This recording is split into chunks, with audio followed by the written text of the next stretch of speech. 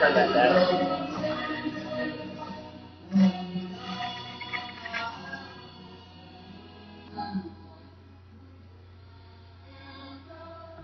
Good evening, everyone.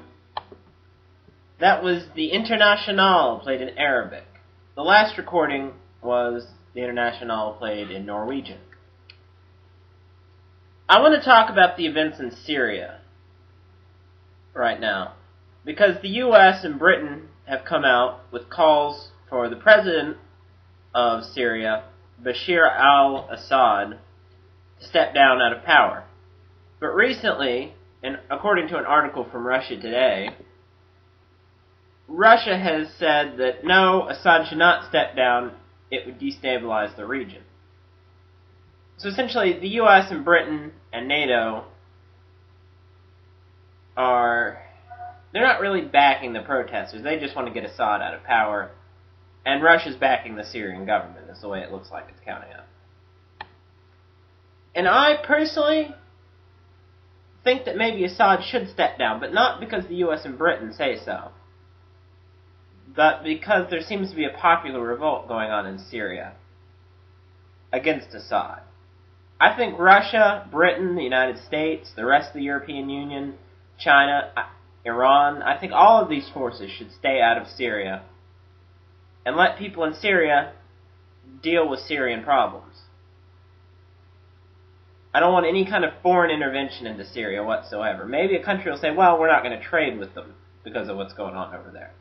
That's fine.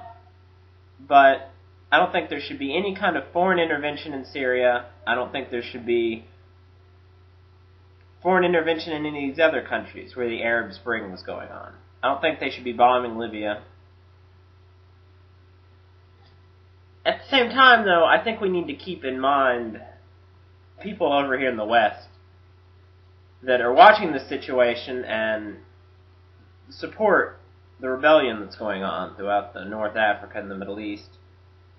We need to keep in mind that in these countries there's a completely different political situation. Political and social and just cultural situation that exists over here.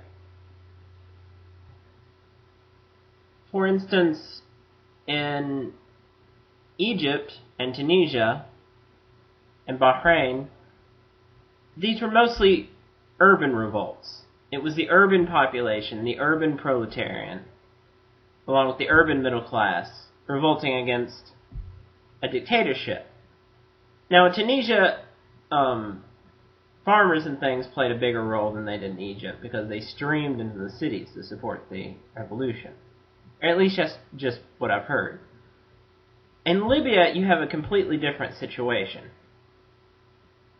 Libya, this has turned less into an urban revolt of the masses and more into a war between the central government in Tripoli and the tribes in the east of the country.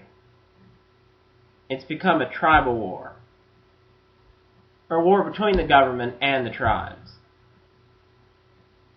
So that's a situation that wouldn't exist in the West at all. We don't have, tribal societies and tribes don't exist here. So I think we need to keep things like that in mind when we're trying to think about the situation in the Middle East.